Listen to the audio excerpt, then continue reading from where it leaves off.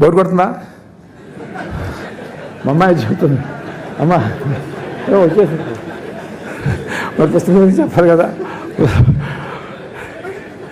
అయితే I'm sorry, promotion ఇది. మరి నేను 30 సంవత్సరాలు అయింది వేదిక ఎక్కి. భారత్ అదే మైక్ దొరికిందని చెప్పి నేను మాట్లాడుతున్నాను కాదు. నాకు మైక్ ఇస్తారన్నా కూడా నేను ఎప్పుడు కూడా మైక్ వద్దని చెప్పేసి వెళ్ళిపోయాను. ఇవాళ నా పుస్తకానికి సంబంధించిన చరిత్ర ఒక స్థాయిలోకి వచ్చింది కాబట్టి 4 మాటలు చెప్పాలనిపించింది. అందుకని ఇట్లా చరిత్ర గురించి, ఈ చరిత్రలో ఇంకొక చివరికి వచ్చేస్తాను. ఇక ఇలా ఈ చరిత్రలో ఉన్నటువంటి భాగాలన్నీ తర్వాత వరల్డ్ వార్స్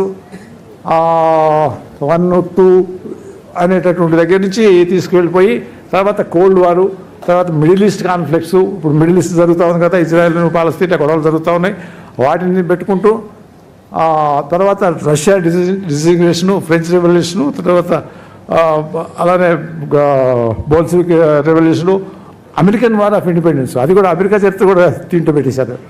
ఏది వదల్లా, జపాన్ చరిత్ర వదల్లా, చైనా చరిత్ర వదల, ఫుల్ చరిత్ర అన్నింటినీ తీసుకొచ్చి 340 పేజీల్లోకి తీసుకొచ్చి, అది నా గ్రేట్నెస్ లేకపోతే అంటారు నా యొక్క శక్తి అంటారు, నాకు భగవద్గీతటువంటి ఇదో.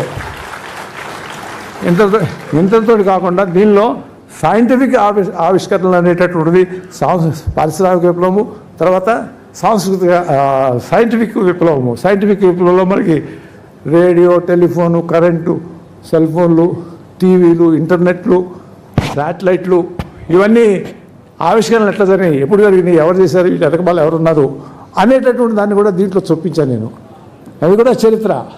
అది చరిత్ర అంటే ఒట్టి ఏదో రాజులు పరిపాలించారో లేకపోతే ఏదో జరిగిందో వార్తలు జరిగింది అనేటువంటి కాదు.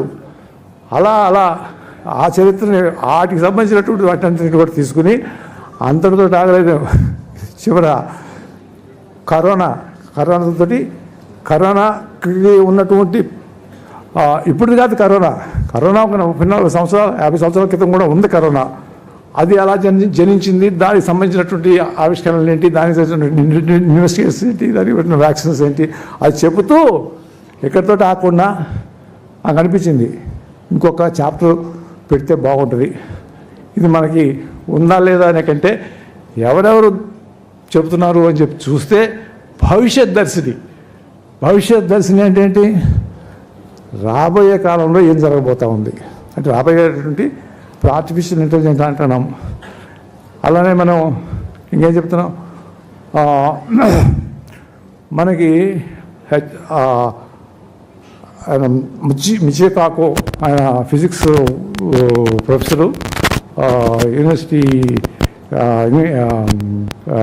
అమెరికాలో, ఆయన చెప్తాడు రాబోయే రోజుల్లో మనం ఒక చిప్ని కంటిలో పెడతారంట.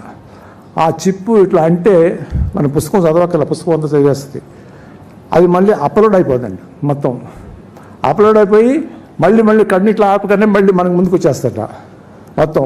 రాబోయే రోజుల్లో ఇది జరగబోతా ఉంది అని చెప్తాడు ఆయన చాలా స్ట్రాంగ్గా. అలానే మనకి ఆర్టిఫిషియల్ ఇంటెలిజెన్స్లో ఏమంటారు, ఇప్పుడు మన గొర్రెలు మేకలు మనం అంతా పెంచుకుని తింటాం.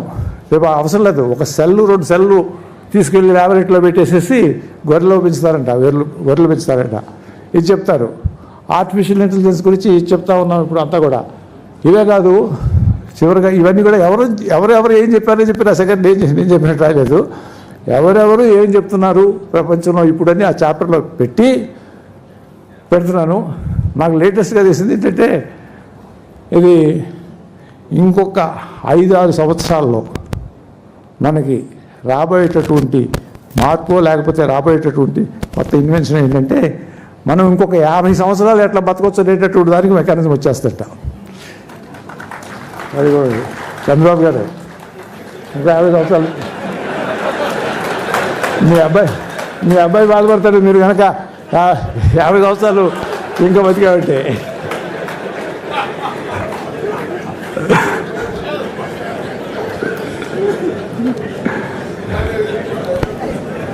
సో అదంట. ఇంకా ఇంకొకటి ఉంది, మన బ్రెయిన్లో కొన్ని కోట్ల న్యూరాన్స్ ఉన్నాయి. ఈ న్యూరాన్స్ ఇవన్నీ కూడా మనం చేసేటటువంటివి, మనం మాట్లాడుకునేటటువంటివి, మనం చదువుకునేటటువంటివి అన్నీ నిక్షిప్తం చేసుకుంటూ ఉంటాయి. ఈ బ్రెయిన్ని రాబోయే రోజుల్లో మన నెక్స్ట్ జనరేషన్, మన పిల్లాడికి మన దేహం వదిలేస్తూ మనం ఈ మొత్తాన్ని అతనికి ట్రాన్స్ఫర్ చేయొచ్చంట. ఇది జరగబోతుందని చెప్పి నాకు ఈ పుస్తకం రాసినప్పుడు తెలియదు. తర్వాత మళ్ళీ ఇంకా ఏమి ఇన్వెషన్స్ రాబోతున్నాయి అని చెప్పి చూస్తూ ఉంటే నాకు తెలిసినటువంటి వ్యవహారం ఇది. కాబట్టి రెడీగా ఉండండి. ఇంకొక 5-6 సంవత్సరాలు కనుక బతికే ఎంత మాట్లాడము, మళ్ళీ ఇంకొక 50 సంవత్సరాలకు ప్లాన్ చేయొచ్చు. వాట్ ఎవర్ ఇట్ ఈస్, చాలా సంతోషం. నాకు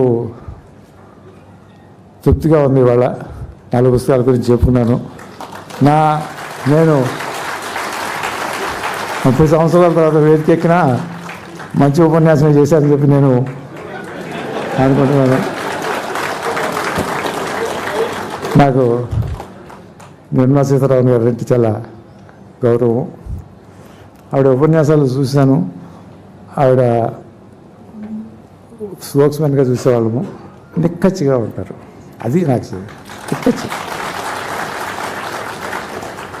మా నరేష్ చెప్తాడు, లాస్ట్ టైం ఇక్కడికి వచ్చినప్పుడు ఆవిడతో ఫైట్ చేశాము, కానీ ఆవిడ నోట్ చేసుకుంది, మళ్ళీ రిమైండర్ కూడా అక్కర్లేదు, వెళ్ళిన తర్వాత 1, 2, 3, 4, 5 టకటకటక అయిపోయింది అన్నాడు. ఇక్కడ ఆర్పి చేసాము, కానీ అక్కడికి వెళ్ళిన తర్వాత ఆవిడకి నచ్చితే టక్ అయిపోయింది. That is how leader should be. ఇంకొకటి ఆవిడలో చూసింది, ఆవిడని అబ్జర్వ్ చేసినప్పుడు చేసింది ఏంటంటే, పార్లమెంట్లో హల్వా తయారు చేయడం గురించి చెప్పారు. ఒక ఎమోషనల్ కనెక్షన్ అది. మేము 11 సంవత్సరాలు పార్లమెంట్లో ఉన్నా మాకు తెలియదు హల్వా ఎందుకు తయారు చేస్తారు అది. ఆ హల్వా తయారు చేసేటప్పుడు వాళ్ళ మనోభావాలు కానివ్వండి, వాళ్ళ కార్యక్రమం కానివ్వండి, ఆవిడ వివరిస్తూ ఉంటే అప్పటి వరకు ఎంపీగా చేసినటువంటి వాళ్ళకి ఎవరికి చాలామందికి తెలియదు అది. ఆ ఎమోషనల్ బాండింగ్, ఆ హల్వా మేకింగ్లో ఆవిడ ఎక్స్ప్లెయిన్ చేసినటువంటి తీరు, ఆవిడ దానిలో ఇన్వాల్వ్ అయ్యి చెప్పినటువంటి తీరుని నేను ఆస్వాదించాను. అది మేడం, అలా చూస్తూ ఉన్నప్పుడు ఒక్కొక్క లీడర్ సంబంధించినటువంటి విషయాల్లో కొన్ని మైండ్కి ఎక్కుతూ ఉంటాయి. ఆవిడని ఎంచుకుంది నేను ఈ పుస్తకానికి ఇంగ్లీషు వర్షన్ని ఎందుకు ఎంచుకున్నాను. అది జరిగింది ఈనాడు ఇంత గొప్పగా. దానికి చంద్రబాబు నాయుడు మరి రావడం అనేది, మా ఇద్దరికి వైరం ఉంది అది ఇది అని చెప్తూ ఉంటారు. వైరాలు ఉన్నమాట వాస్తవమే, కానీ ఎప్పుడు ఒక రకంగా ఉండకూడదు కదా, ముందుకు వెళ్తూ ఉండాలి, అవన్నీ మర్చిపోవాలి. భవిష్యత్తు అనేటటువంటిది ఆశాజనకంగా ఉండాలి అనేటటువంటిది నాకేం కోరికలు లేదు స్వామి. మళ్ళీ నేను వదిలేశాను, నేను హ్యాపీగా ఉన్నాను. నా చెప్పాడు కదా, భరత్ చెప్పాడు కదా, చాలా చాలీగా ఉంటాడు డాక్టర్ గారు, మేమంతా కూడా అట్లా ఉండాలని చెప్పి ముందే భరత్ చెప్పాడు. భరత్ అబ్జర్వ్ చేసినందుకు I'm very happy Bharat. I'm really happy. నాకేమి అటువంటి కోరికలు ఏమి లేవు. కోరికలు ఏమన్నా ఉంటే నా పిల్లలతోటి, నా కుటుంబంతో క్షేమంగా, 10 మంది స్నేహితులతోటి క్షేమంగా ఇలా పుస్తకాల్లో రాయగలిగితే రాసుకుంటూ ఆనందంగా ఉండాలి. అది కూడా జీవితమే, దాన్ని కూడా ఆస్వాదించాలి. జీవితం అంటే ఎప్పుడు గందరగోళము, ఏదో అనుకుని పరిగెత్తడం కాదు. ఒకటే ఉంటుంది జీవితం. నా దేశందరకు 50 సంవత్సరాల తర్వాత చూద్దాము. ముందు ఈ ఒక్క జీవితాన్ని ఆస్వాదించడం అనేటటువంటిది కావాలి. అలానే మా వెంకయ్యనాయుడు గారు, మా చిన్నప్పుడు అంటే నేను స్కూల్లో ఎస్ఎస్సీ చదివేటప్పుడు ఆయన ఆంధ్ర ఉద్యమం ఉపన్యాసం అంటే వెంకయ్యనాయుడు. అసెంబ్లీలో ముఖ్యమంత్రులు కూడా ఆయన ముందు వచ్చి, ఆ రోజు అంజయ్ గారు లేకపోతే ఇంకొకటో ముందు రోజు వెంకయ్యనాయుడు గారు ఏమేమి మాట్లాడతారు అని రూమ్కి వచ్చో లేకపోతే ఇంటికి వచ్చో ముందు ఆయన ఏం మాట్లాడతారో తెలుసుకుంటారు. ఎందుకంటే ఆ ప్రవాహం, ఆ క్లారిటీ, అది ఆయన్ని ఎంత వాడిని చేసింది అనేటటువంటిది మనకందరికీ తెలుసు. మన తెలుగువానిగా ఒక గొప్ప స్థానాన్ని అలంకరించినటువంటి వ్యక్తి. నా ఈ పుస్తక ఆవిష్కరణ సభలో పాల్గొనడం అనేటటువంటి నేను చాలా గౌరవంగా ఫీల్ అవుతా ఉన్నాను. అలాగే చంద్రబాబు నాయుడు గారు ఎవరైనా కాదన్నా మీ అందరికీ తెలుసు విషయాలు. మేమిద్దరం ఏదైనటువంటి అవన్నీ గతం, ఇక వాటి గురించి అవసరం లేదు.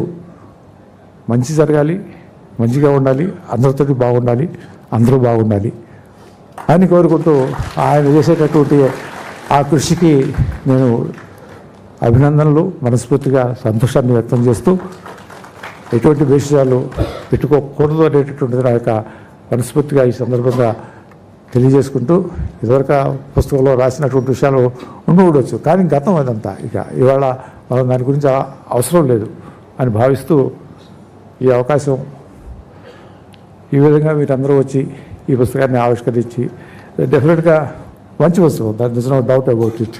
I'm proud of it. మొన్నటి వరకు అనుకున్నాను, కానీ ఈనాడు మాత్రం నిజంగా నేను మంచి పని చేశాను అనేటటువంటి భావంతో సెలవు తీసుకుంటాను. జై Hind.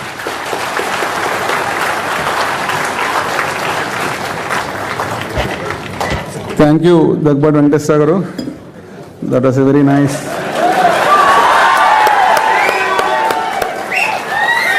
This is what we must learn from these two great gentlemen.